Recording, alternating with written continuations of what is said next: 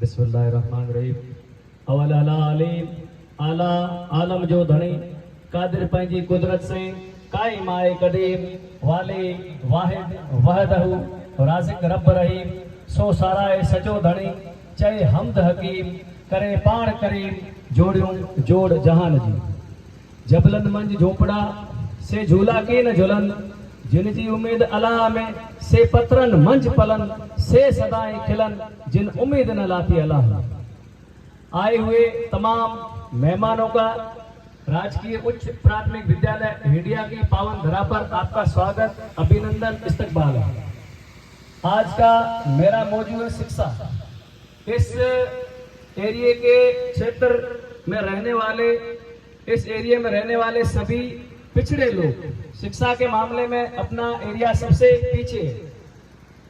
अब उसकी अलग जगाने के लिए हमारे क्षेत्र में कुछ अभी फिलहाल पिछले 5 सालों में तरक्की पाई है। कुछ बच्चे जो हमारे साथ पढ़ते थे सरकारी सेवा में आए हैं, उन सब की बदौलत हम एक दूसरे से प्रतिस्पर्धा करके कंपटीशन करके अपनी कामयाबी की ओर पहुंचे। अब ये नन्हे नौनियाल बेटे हैं, इनका भविष्य आपको देखकर तय होता है कि आप क्या हो। वो ये देखेंगे कि हमारे आगे वाले क्या थे, उन्होंने क्या मुकाम हासिल किया है, हम उसको देख के सीखेंगे। अपने समाज में आसपास के विद्यालयों में अपना ध्यान कम जाता है। अब शिक्षा के क्षेत्र में पिछले 5 साल में क्रांति आई है जो अपन ने देखी है। अब अदरू भाई ने बोला है कि आपकी दास्तान थोड़ी वापस सुना दो। अब मेरी दास्तान एक बार फिर मैं सुना देता हूँ आपको। अब पढ़ाई के प्रति जो हमारा रवैया था, जब हम पढ़ाई करते थे, स्कूल जा रहे हैं, पढ़ाई चल रही है। अब 8वीं करने के बाद 10वीं करने के बाद कोई प्रॉपर गाइडेंस नहीं था आगे करना क्या है आपको।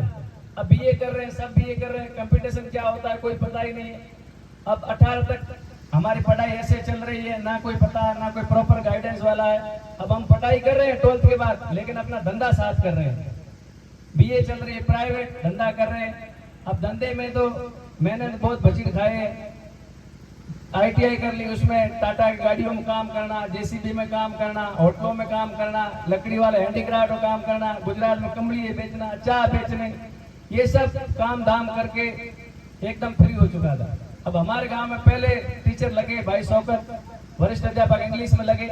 अब एक अपने जहन में होता है, अपन जाके कचेरी गांव में बैठते तब एक फोबिया है, एक दिमाग के अंदर भय है कि मुसलमान और नौकरी कदा नहीं लगे।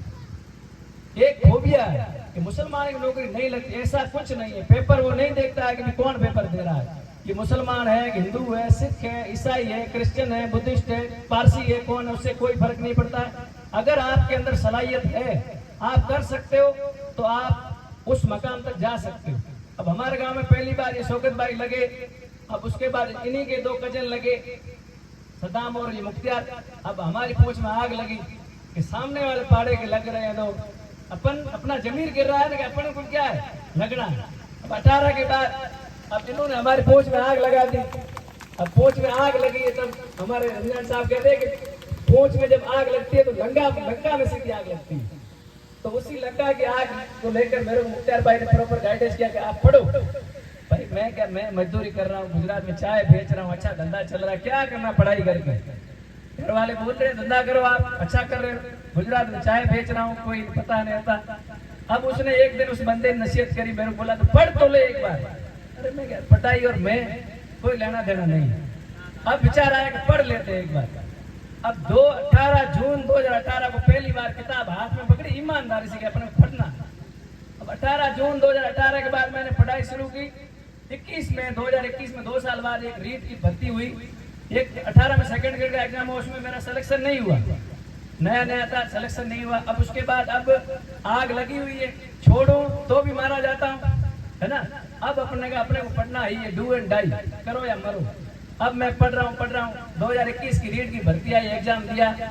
इस बार में जिले को टॉप कर दिया। मैंने अंदर से खुशी आई थी। वो चाय पत्ती बेचने वाला आदमी पढ़ाई के मामले में आया, टॉप कर रहा है। तब मन में विश्वास हुआ कि अपन कामयाब हो गए, मास्टर बन गए।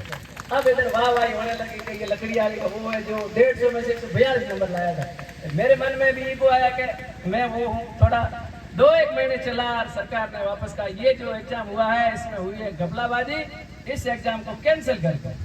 अब मैं मुंह दिखाने लायक नहीं रहा, क्योंकि मैंने वही किया था, उसमें मेरा सिलेक्शन हो गया, भर्ती पूरी रद्द हो गई।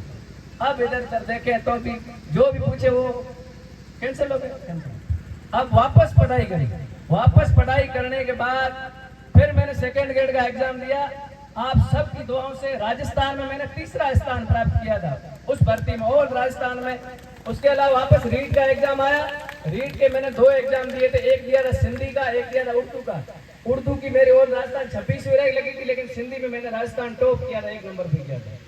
तो ये मेरी कोई काबिलियत नहीं है, ये थी मेहनत की बदौलत। अपने कौम में एक भय है कि भाई पढ़ाई करें नौकरी थोड़ी लगेगी, नौकरी लगेगी, नौकरी अवश्य लगेगी। जब तक आप एक सीट पे बैठे हो, हिलोगे नहीं, तो आपको कामयाबी आपके कदम चूमेगी। आपको डट के रहना है, इधर उधर नहीं जाना।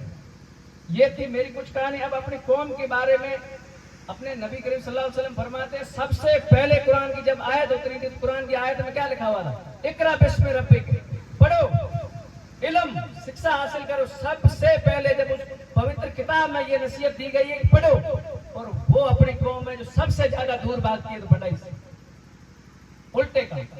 कुरान शरीफ मुकद्दस किताब में जब पहला लिखा हुआ है इकरा, पढ़ो, जहां तक जाना हो।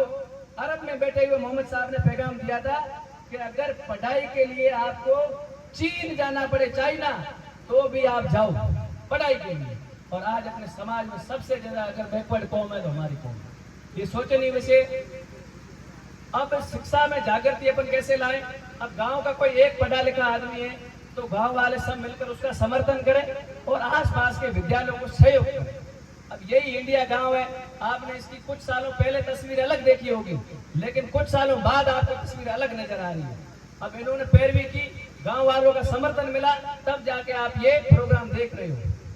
ये चीजें अब इस विद्यालय के जो राजेश लखानी साहब है, इनके लिए मैं कहना चाहूंगा कि अकेला चलाता जाने बे मंजिल, अकेला चलाता जाने बे मंजिल, लोग मिलते गए, कारवां बनता गया। जब ये विद्यालय में पहली बार आए तो अकेले थे, आज इनके साथ कारवां है, और मालिक से दुआ है कि ये तरक्की करते रहे। मैं अपनी वाणी को यही विराम देता हूँ। अपनी कौम के लिए ये नसीहत है कि अपनी शिक्षा के प्रति जो है वो हमेशा एक्टिव रहे। जय हिंद, जय भारत।